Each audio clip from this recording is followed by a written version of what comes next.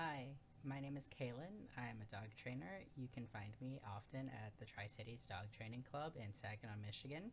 You may also see me around town with my service dog, who will be helping me later in this video. Today, I'm going to be talking about canine enrichment, what it is, and why it is so important. So, first off, what is canine enrichment or animal enrichment in general? According to the Ohio State University College of Veterinary Medicine's Indoor Pet Initiative, enrichment is anything that modifies an animal's environment to encourage physical activity and mimics behaviors that an animal would do in the wild to satisfy their physical and mental needs. So for cats, that would be like hunting. For dogs, that would be fetching and foraging. For birds, that would be taking flight and having that time to fly around. For um, other animals, that might be time spent digging. For hedgehogs, that might be time spent running for long periods. So a wheel might be really necessary for like hedgehogs. So for dogs, fetching and foraging. Um, Foraging is really important, like scavenging, you know? So why do domesticated animals, or dogs especially, need enrichment? Well, a dog who's just sitting around doing nothing is gonna be bored. And bored dogs are stressed dogs, you know? So enrichment reduces that stress and gives them some control over their environment. It keeps them occupied in a constructive and non-destructive way. So if you're bored, if the dog is bored and has nothing to do, what are they going to do? They're going to scratch at the door because they're bored. They have nothing else to do. They're going to scratch at the door and destroy your door because they have long nails, and your door is going to be ruined. They're going to chew up the couch because they have nothing else to chew. If they don't have any toys and they don't have anything to redirect them to, they're going to chew up your couch or chew up your shoes. So non-destructive, giving them something constructive to do, is really important. So when you encourage your dog with enrichment toys or other activities, you can satisfy your dog's need for mental and physical stimulation in appropriate ways that will promote good health and well-being, and will also promote your relationship with your dog. So if you're engaging with your dog, you're going to increase and improve your bond with your dog, and you're going to have a much better companionship and much happier housemate relationship with your dog. So, what are some ways to mentally stimulate your dog? And there are some different categories of mental stimulation. There are nutritional stimulation, sensory stimulation, social stimulation, physical stimulation, and occupational stimulation. Those are 5 different categories of stimulation. Nutritional or food-based stimulation is probably the easiest way to enrich your dog. Food. Your dogs love food. There are very few dogs that are not food motivated. And if your dog's not food motivated, give your dog a day off their kibble and don't free feed your dog. Set meal times for your dog, and your dog will be motivated by food. It's simple. But I try not to feed my dog out of a bowl. Or if I'm feeding my dog out of a bowl, I make them work for it. And that is a way to enrich your dog. But a way to make eating enriching is to feed your dog in a puzzle or make food hard to get. So put their meal in a Kong, or put their meal in a puzzle toy, or roll their food up in a towel, and now your dog has to unroll the towel in order to get their food. Um, Food puzzles keep your dog occupied. And hiding your food, tossing food so that way they have to run and get the food. All of these things encourage your dog to forage for food, which foraging is a natural behavior that a dog would normally do. And it is a way for your dog to be occupied, and it uses mental energy. It's mental stimulation, it is a physical stimulation, and it reduces stress. As long as it is not causing your dog anxiety to do these things, it is going to reduce the stress of your dog. It's going to build your bond with your dog if you're going to do something that is engaging with your dog. If you're throwing your food with your dog, if you're engaging your dog, that's going to build your bond with your dog. So nutritional food-based stimulation is a very easy to implement enrichment technique, and it can be done by itself or with the other categories such as the sensory stimulation or social, physical, and occupational stimulation, which I'll talk about later. The next category is sensory stimulation.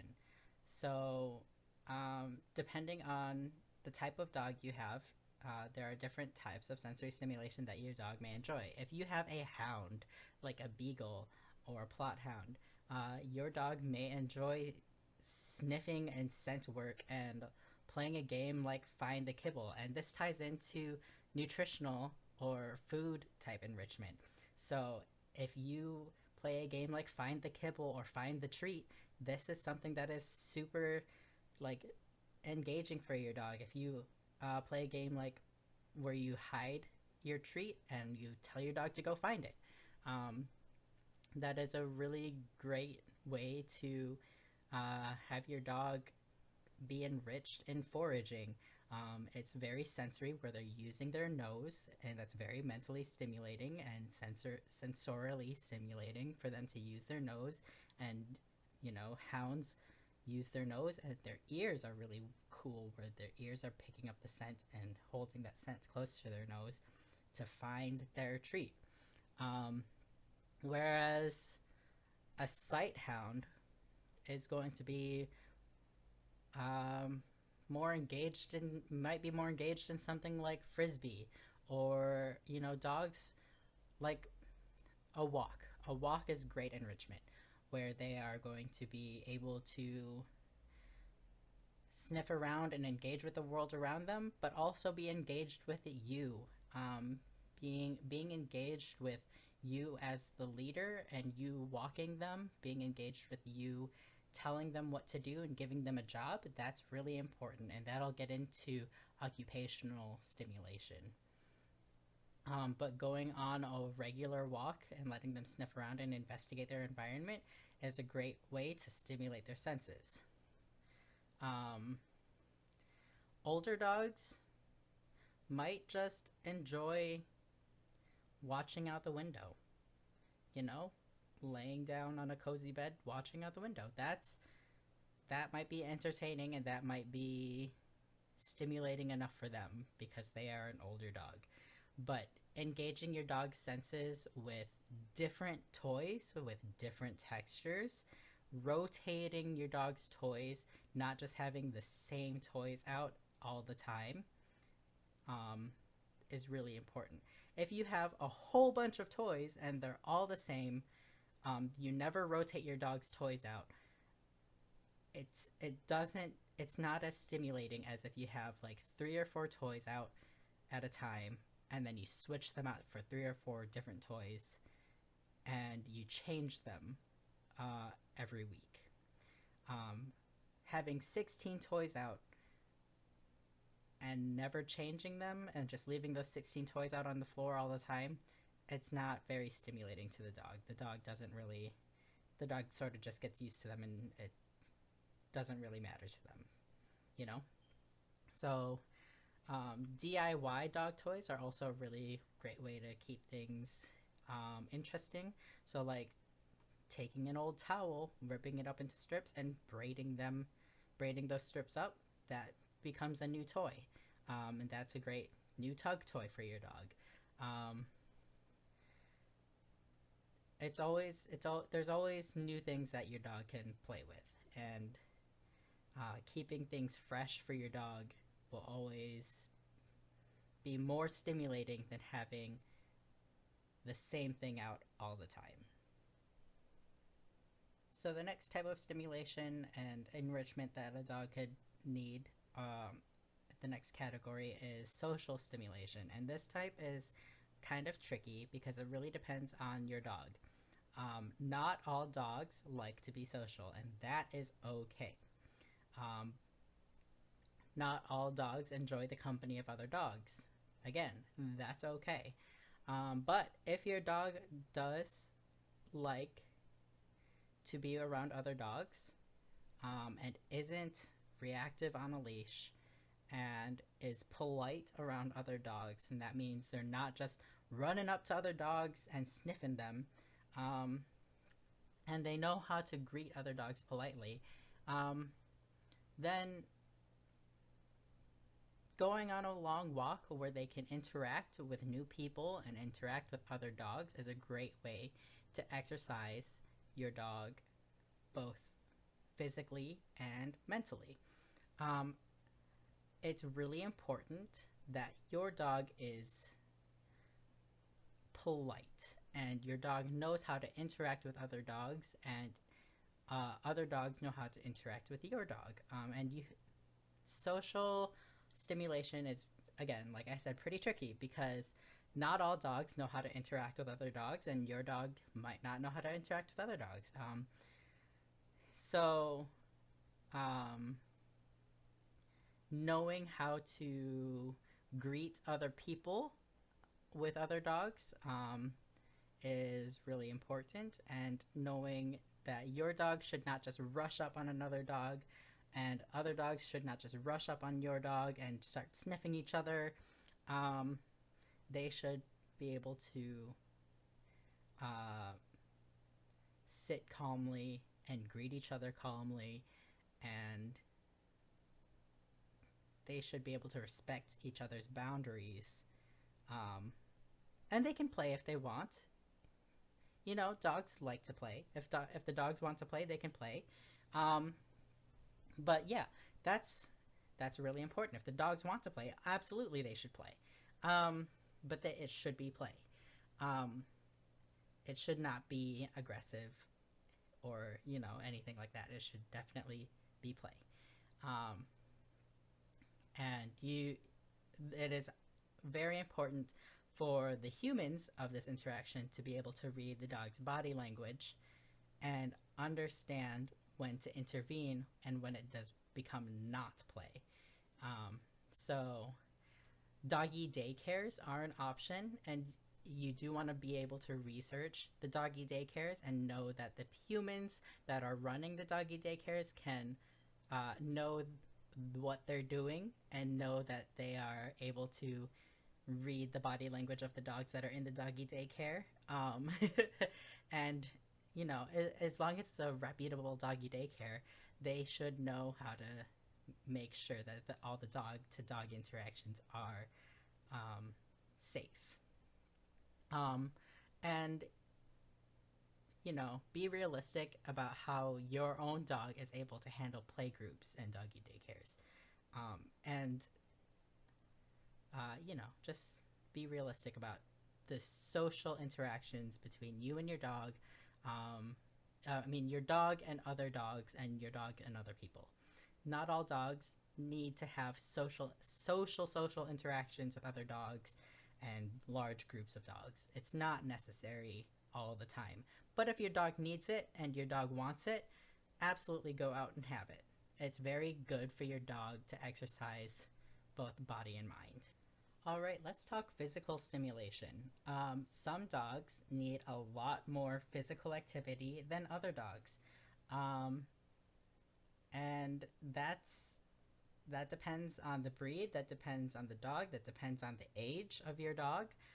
Older dogs are not going to want or need or cannot handle as much physical activity as younger dogs. And young puppies uh, should not really do so much physical activity because it's not super great for their developing joints. Um, they are going to have a lot of energy and they are going to want to do a lot of like running around, but you do still want to protect their joints from not developing properly, so you do want to limit how much motion that they're doing, um, young puppies. And for older dogs, like you also want to protect their joints. So you probably don't want to do too much like hard physical activity on them either. Um, but in the middle, you know, 2-year-old dogs, 2 to 3-year-old dogs, they are still going to have a lot of energy and they're going to want to use that energy a lot of times.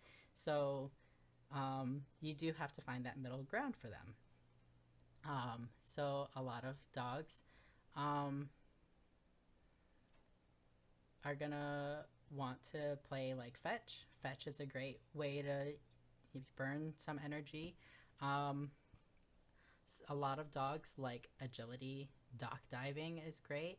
Um, if you have access to that, swimming is great as well. If you have access to that, there are like fast track courses if you have access to that. Um, any kind of physical activity that you have access to, and also this has to do whatever you have your ability to do. Because it's not just your dog's ability that you have to take into consideration. It is what are you able to do. Um, so if you are not able to throw a ball, that's okay. You don't have to throw a ball to get your dog physically active. There are other ways to get your dog physically active. If you have stairs in your house and maybe you don't have the ability to go up and down the stairs, but if your dog has the ability to go up and down the stairs, then you can send your dog to go up and down the stairs, and that's physical activity for your dog. Um, you know, Sending your dog, teaching your dog sends. So a send is when you teach your dog to go out and leave you, and then teaching your dog a recall to come back to you. That's a great way. So throwing a treat out far away from you and then calling your dog back to you and giving them a treat, that's physical activity. That's also nutritional stimulation. So they're getting both the treats and they're getting the physical stimulation as well.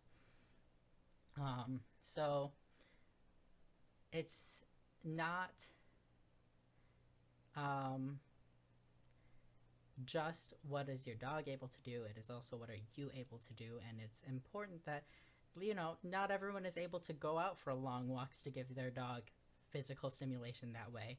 I'm not able to go out for long walks all the time. That's very tiring for me. um, I have chronic illnesses personally, and it's not. I can't go for a run. That's not physically that's not physically possible for me. So I'm not going to run my dog.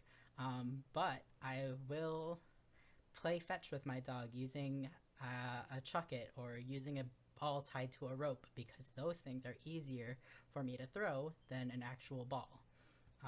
So find things that work for you that are going to make giving your dog physical stimulation a lot easier. All right, so the last category of enrichment or stimulation that I want to talk about is occupational stimulation. A lot of dogs were bred to work. So they were bred to have an occupation. They were bred to do something. So retrievers were bred to retrieve. Herding dogs were bred to herd. Pit bulls were bred to dig up mounds, and they were bred for hunting originally. So border collies and other shepherds, they are going to want to herd. Um, they're oftentimes they're gonna like ankle bite, and without enough stimulation, without a job, um, they're they're going to have those behaviors if you don't redirect those behaviors, right? So a great way to give them stimulation is to give them a job, give them something to do. If you can't provide a herd of sheep for your border collie to round up, teach them to still respond to cues, train them to do something. Put them in agility, put them in um, some sort of sport or some sort of something. Still train them to do something, because they want a job. They want to be told what to do. They need that sort of mental occupational stimulation, because that's what they're supposed to do. Terriers like Jack Russells, pit bulls, they're known for their hunting abilities. So barn hunting, that's a sport. That's a dog sport is barn hunt, where they look around for these tubes of rats. I know that's kind of weird, but there's a tube filled with rats, and the rats are completely safe. They're fine, but the dog is encouraged to go around this whole course and look for the tubes of rats. So there are sports available for your dog where it mimics the job that your dog is supposed to have. And so that is like an occupational stimulation. Dog sports are a form of occupational stimulation, and if you have the ability and it's accessible to you, it is very. I encourage you to engage in those types of things, to give your dog a job. Train your dog, put your dog in some sort of training and some sort of sport to allow your dog to get that stimulation and that enrichment, and let your dog have a job so that way they feel they have a sense of fulfillment, and they have something to do so they're not bored and they're not so stressed out just sitting at home doing nothing. So I talked about how you can get your dogs into sports. You can, if you can get your dog into herding, that's pretty cool. If you have a herding dog, take your dog out for walks if you can. If your dog is social and needs to be social, go ahead and socialize your dog with other dogs, and other people. Get your dog some sensory stimulation with walks, finding the kibble, finding treats, smelling things, or just watching out the window, and, um, food-based stimulation with just putting food in a rolled up towel or a stuffed Kong or a food puzzle to keep your dog occupied. Bones and chews are nutritional based stimulation. And a lot of dog enrichment, like dog sports and stuff like that, cost money, but canine enrichment does not have to be expensive. There are plenty of ways to do canine enrichment without spending a lot of money, or by using stuff that you already have at home. For example, using cardboard boxes or repurposed food containers that you already have at home. Boxes that you have are great for hiding treats. Repurposed food containers are great for using to hide scented items or for hide and seek. Chairs for or ottomans for like an impromptu agility course. Even your ice cube tray to freeze your treats. is a great way to, freezing treats is a great way to do like a food based uh, stimulation or enrichment. Um, you don't have to spend a lot of money on enrichment, and I'm going to show you in these next few clips some examples of enrichment that you can buy, and I'm going to show you some enrichment that you don't have to buy, some things that I just made from my own home, and that's what I'm going to show you right now. So here I have a cardboard box and a towel, and I'm just going to put a few treats in here. These are freeze-dried raw pieces of food, and I'm just going to put those in here with the towel over top, and like inside the towel, in the folds of the towel,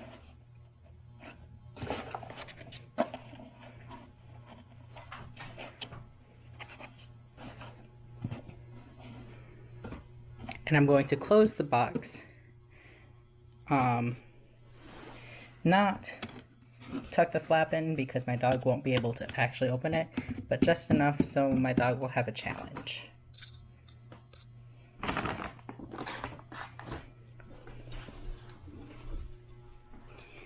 And now my dog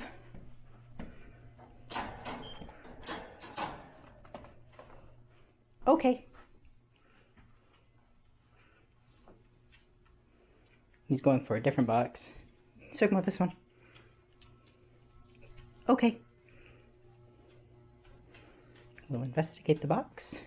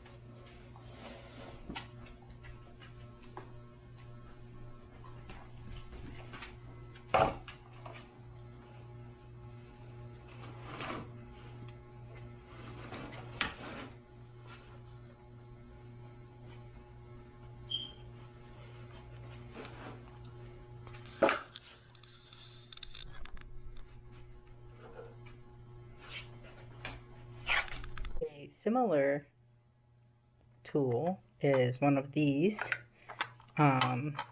puzzle feeders. These you can buy at pet stores or online. Sometimes even Marshall's has them. And they spin and have different compartments.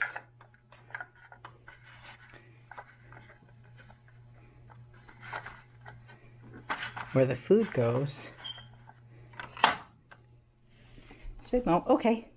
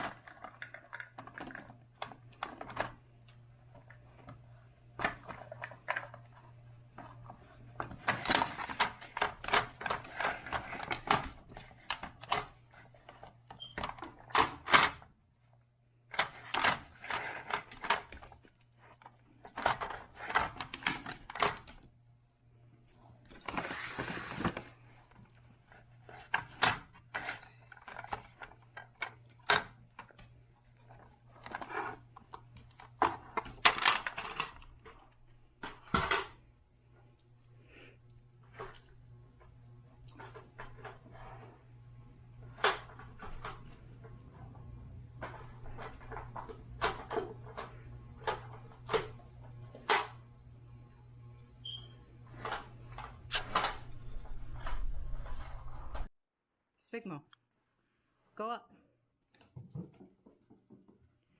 Swigmo, come down. Come down. In this video clip, I am sending my dog up and down the stairs to give him some physical stimulation. I taught this to him at first by throwing treats up the stairs and then calling him back to me and giving him a treat at the bottom of the stairs. And at this point, he is old enough now that he just runs up and down the stairs when I tell him to, and he gets praise for it. And he really enjoys this. He sounds a little bit grumbly, but it's just because he is a little bit tired from running up and down the stairs. Swigmo, go up.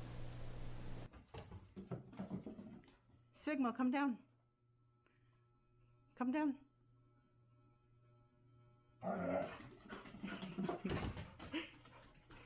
Go up. Go up.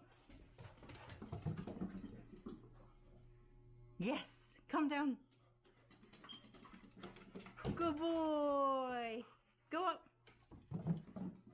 Yes, good boy. Come down. Yes, good boy. So that was a bit about canine enrichment, what it is, why dogs need it, and how we can enrich our dogs' lives. I hope you learned something from this video. Thank you for watching, and you deserve all the best. Bye.